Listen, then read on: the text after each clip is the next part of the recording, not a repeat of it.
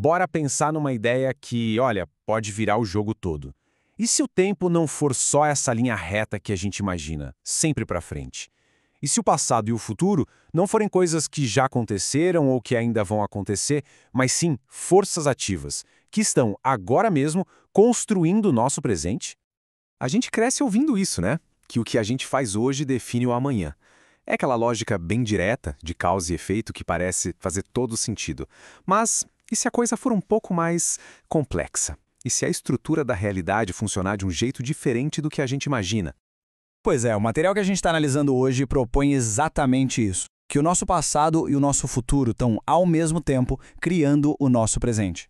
Eu sei, parece coisa de ficção científica, desafia tudo que a gente aprendeu. A ideia de que um futuro que nem aconteceu ainda pode estar influenciando agora é de dar um nó na cabeça. Mas vamos seguir essa linha de raciocínio só para ver onde a gente chega. Isso talvez explique aquela sensação que muita gente tem, sabe? De estar preso num loop. Parece que a gente vive o mesmo dia, os mesmos problemas de novo e de novo. Não importa o quanto a gente se esforce para sair do lugar. O material que a gente está vendo aponta uma causa bem específica para isso. Uma programação interna que fica rodando no automático. E essa programação é chamada aqui de ego. Mas calma, não é ego no sentido de arrogância, de se achar, nada disso. Pensa no ego como se fosse um software, sabe? Uma bolha de proteção que foi criada com base em tudo que a gente já viveu e tudo que a gente projeta para o futuro. Ele funciona no piloto automático, ditando nossas reações para manter a gente seguro dentro do que ele já conhece. O resultado? A gente acaba repetindo as mesmas histórias sem parar. E aqui a gente vê a diferença gritante. De um lado tem a vida comandada por esse ego programado que é reativa, é repetitiva, e mudar qualquer coisinha exige um esforço gigante, uma luta. Do outro lado tem o que seria o eu verdadeiro, que é criativo, é livre. A mudança simplesmente flui, acontece de um jeito natural, sem precisar forçar a barra. Tá. A pergunta que fica é, como é que a gente sai dessa programação? A resposta, de acordo com o que a gente está vendo, não está na força de vontade. Tentar mudar o presente na marra é como nadar contra uma correnteza muito forte.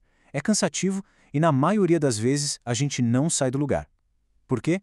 Porque a programação, a causa raiz do problema, continua lá, intacta. A abordagem precisa ser outra. E tem uma metáfora ótima para ilustrar isso. Imagina uma vaca querendo subir um morro bem íngreme. Ela não vai reto de uma vez.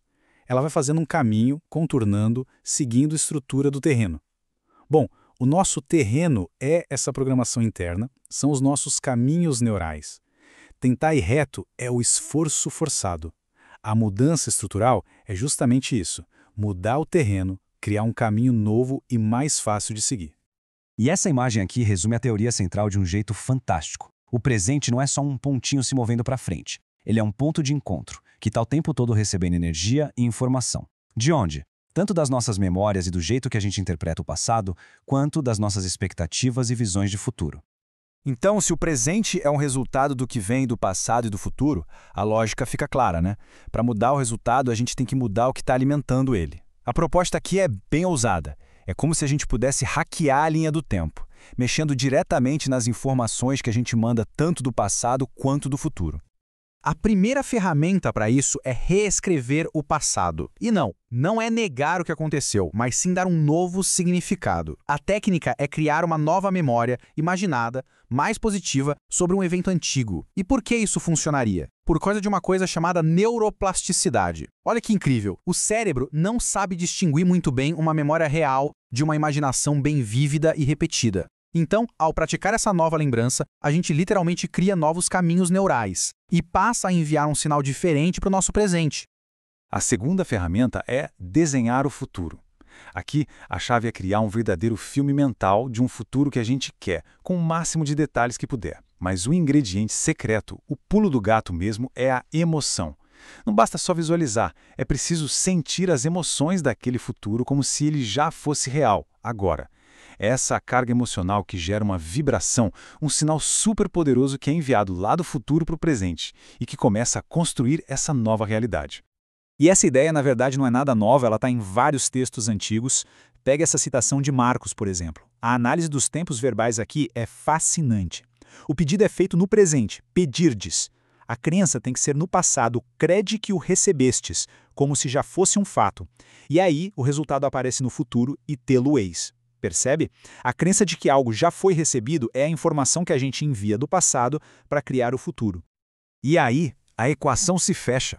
Quando a gente envia um novo sinal de um passado com um novo significado e um outro sinal de um futuro que a gente já sente como real, a estrutura que sustenta o nosso presente começa a mudar. Aquela programação antiga do ego vai perdendo força e uma nova realidade com novos comportamentos começa a surgir. E o mais importante, de forma natural, sem aquela briga constante do esforço forçado. Isso tudo nos deixa com uma reflexão final que é muito poderosa. Se o nosso passado é, no fim das contas, só uma história que a gente se conta, e o futuro é uma projeção que a gente cria, então o poder de ser o autor da nossa própria realidade é imenso. A pergunta fundamental muda. Não é mais, será que é possível mudar? E sim, qual é a nova história que a gente vai escolher escrever a partir de agora?